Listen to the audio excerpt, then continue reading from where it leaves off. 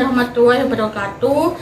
Kami dari kelompok 2 akan mempresentasikan tentang proses penjualan hubungan.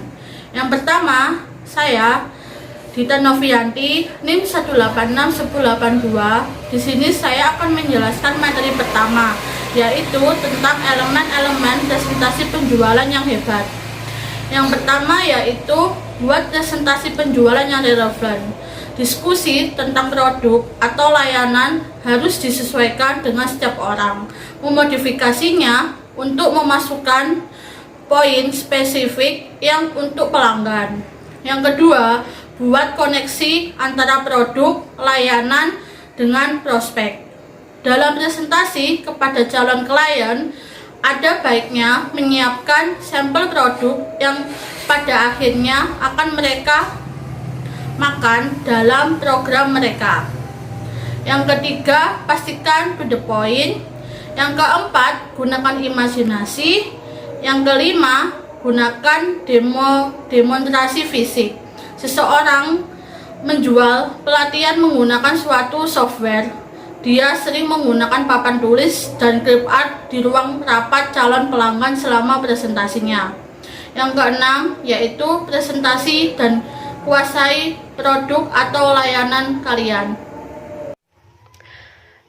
Nah, untuk materi yang kedua, menyambut keberatan prospek. Untuk yang pertama, mendengar apa yang dikatakan nasabah. Jangan berasumsi bahwa hanya kita pernah mendengar setiap keberatan, kita tidak perlu mendengarkan secara penuh untuk keberatan prospek. Kita harus benar-benar fokus pada prospek untuk menentukan arti penting dari keberatan ini. Yang kedua, pertimbangkan pilihan.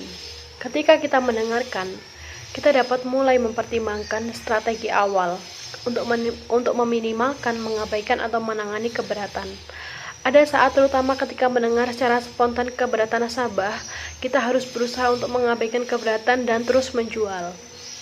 Ada kalanya kita akan tahu bahwa kita tidak dapat mengatasi keberatan tersebut, tetapi dapat meminimalkan pentingnya dalam gambaran keseluruhan.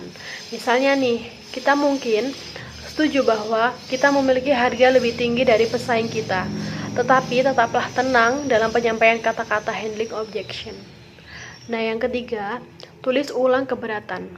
Dengan menegaskan kembali atau mengutip keberatan tersebut, kita menunjukkan perhatian untuk prospek dan mendapatkan klarifikasi jika kita salah.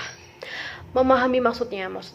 Hal ini dapat menjadi kesempatan atau waktu untuk kita berpikir strategi berikutnya. Beberapa prospek bahkan menjadi takluk setelah mereka mendengar agen berbicara dengan lembut. Mengutip keberatan dapat menyediakan kita dengan platform dari yang kita dapat lebih menjawab keberatan. Perkenalkan, nama saya Weni Ayu Kusumawardani dengan NIM 1861210. Saya akan melanjutkan presentasi dari teman saya dengan materi menutup hubungan penjualan yang sudah dimulai. Menutup penjualan atau hubungan bukanlah suatu yang dimulai dengan titik ajaib dalam proses sales. Kita tidak pernah bisa mengubah prospek yang buruk menjadi customer dengan produk yang berkualitas, efektif, dan pesan sales yang persuasif. Namun, sebuah proses yang berkualitas akan membantu kita untuk menjualnya. Closer yang paling sukses adalah prosektor yang efektif. Salah satu pertanyaannya adalah, dalam bidang apa tenaga sales dibutuhkan? Jawaban dari pertanyaan tersebut adalah 50% menjawab kebutuhan closing dan hanya 5% yang menjawab prospecting.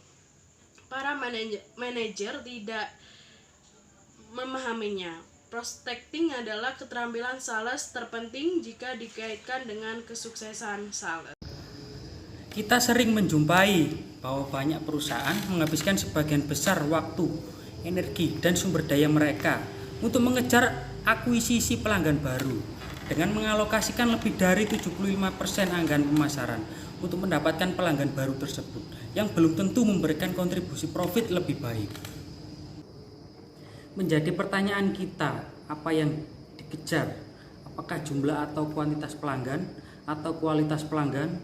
Jawabannya bisa sangat bergantung bagaimana cara pemimpin perusahaan memandang retensi dan nilai pelanggan.